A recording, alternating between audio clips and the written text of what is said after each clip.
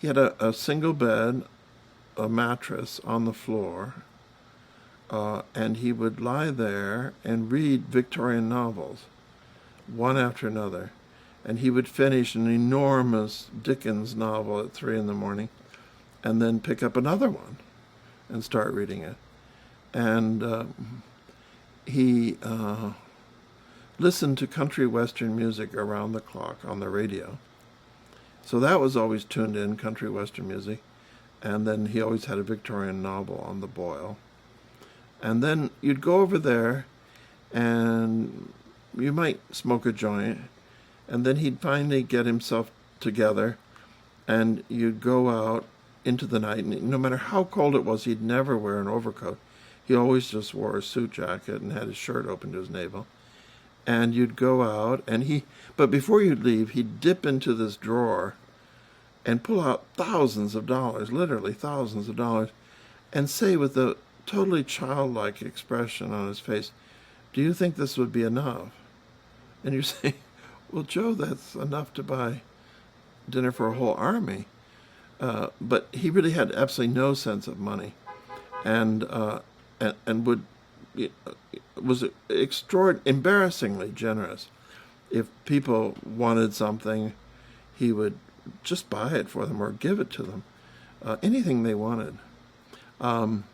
We had this little there was a moment when all of these gay guys that we knew were all watching episode week after week of Brideshead Revisited, which was a serial made by the English based on the Evelyn Waugh novel. Anyway, we would get together at one another's apartments week after week, and when it was Joe's turn to be the host, he would bring in the most exquisite things from a caterer, whether it was caviar or little cakes from the best French bakery, whatever. But anyway, whatever the things were, they were all very expensive and wonderful.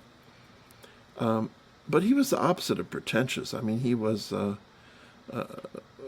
very clearly a guy from Oklahoma who had a kind of loping cowboy way of walking, and who couldn't spell. He made millions of errors, but I don't think he had any desire to reform that, because he turned his way of writing into yet another art form. And he would oftentimes send you letters, because he was away the whole summer. He went up to Montpelier, Vermont, every summer for 3 or 4 months.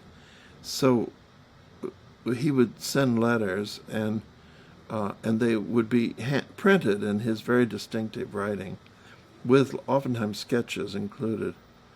And he did a lot of drawings of Kenward Elmsley's dog, Whippoorwill, and later some very beautiful paintings of the dog.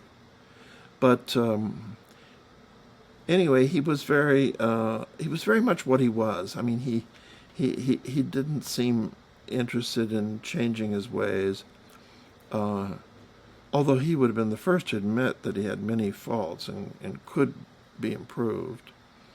But he had a sort of saintliness about him that, and I even wrote a piece after he died called Saint Joe, and I think it was sort of a commonplace to call him a saint, in the sense that he was otherworldly, disinterested, not materialistic, not competitive, extraordinarily open about his feelings.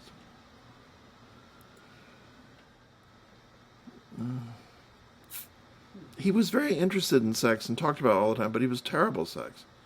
I mean, he was too nervous, and it was kind of this oh boy sort of excitement about, oh God, we're having sex, but it didn't really work. I mean, he never would calm down enough to sort of surrender to it.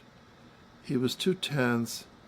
He oftentimes was standing on the bed when you'd be having sex and sort of looking down at you. And I don't know. I mean, maybe for him it was mostly visual. That could be. But it didn't seem to me to have much to do with long, sustained, tender body contact. which is sort of my idea of sex. It was much more about exulting in the fact of having sex at all, and leaping about and looking and standing, and it was very weird, and sort of hard to. You wanted to please him, and you wanted to do what he wanted to do, but it was awfully hard to figure out what that would be.